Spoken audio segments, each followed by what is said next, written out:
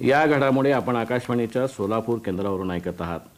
शाळेत पहिलीच्या वर्गात प्रवेशासाठीचं किमान वय 6 वर्ष राहील याची दक्षता घ्यावी अशी विनंती केंद्रीय शिक्षण विभागानं महाराष्ट्रासह सर्व राज्य सरकार आणि केंद्रशासित प्रदेश प्रशासनांना केली आहे।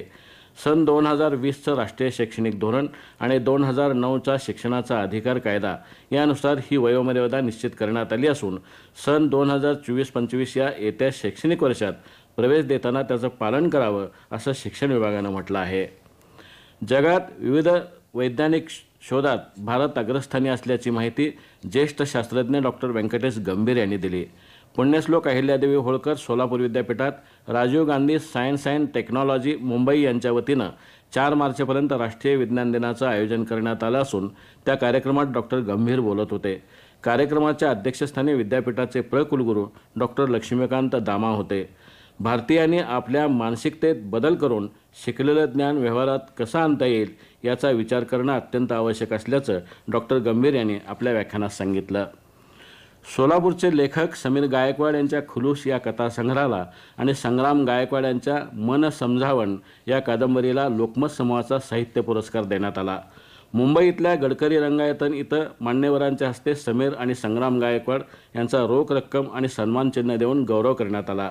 यावेळी राज्यातल्या 12 साहित्यिकांचा विविध पुरस्कारानं गौरव करण्यात आला असून त्यात सोलापूरच्या दोघांचा समावेश आहे। शहरातील महानगरपालिका प्राथमिक शिक्षण मंडळाच्या अंतर्गत येणाऱ्या सर्व महानगरपालिकेच्या आणि खाजगी संस्थांच्या शाळा उन्हाळ्याच्या निमित्तानं आजपासून सकाळी 7:30 ते 11:30 या वेळेत भरवाव्यात अशी माहिती प्रशासन अधिकारी संजय जावीर यांनी दिली। तर जिल्ह्यातील सर्व जिल्हा परिषदांच्या प्राथमिक शाळाही सकाळी 7:30 ते 11:30 पर्यंत भरवाव्यात अशी माहिती प्राथमिक विभागाच्या शिक्षणाधिकारी तृप्ती अंधारे यांनी दिली। जिल्हा परिषद कर्मचारी क्रीडा स्पर्धेत मोहोळ पंचायत समितीला सर्वसाधारण विजेतेपद मिळालं आहे। तर क्रिकेटमध्ये माळशिरस तालुका प्रथम ठरला। कुरोडवाडी आणि माढा तालुक्यात दुसरा क्रमांक मिळाला। खो खो स्पर्धेत पुरुष गटानं दक्षिण सोलापूर प्रथम, मोहोळ दुसरा, तर महिला गटात दक्षिण सोलापूरला प्रथम, पंढरपूरला दुसरा क्रमांक आला। तर कबड्डीमध्ये सांगोला पहिला तर मोहोळला दुसरा क्रमांक मिळाला। या सर्व विजेत्या स्पर्धकांना आणि गावांना मुख्य कार्यकारी अधिकारी मनीषा आव्हाळे यांच्या हस्ते पारितोषिकं देण्यात आली। यावेळी जिल्हा परिषदेचे अधिकारी आणि कर्मचारी उपस्थित होते। आता तापमान सोलापूर शहरातलं काल गुरुवारचं सायंकाळपर्यंतचं तापमान अंश सेल्सिअसमध्ये असं होतं। कमाल 37.8 तर किमान 22.8। शेवटी पुन्हा एकदा ठळक घडामोडी।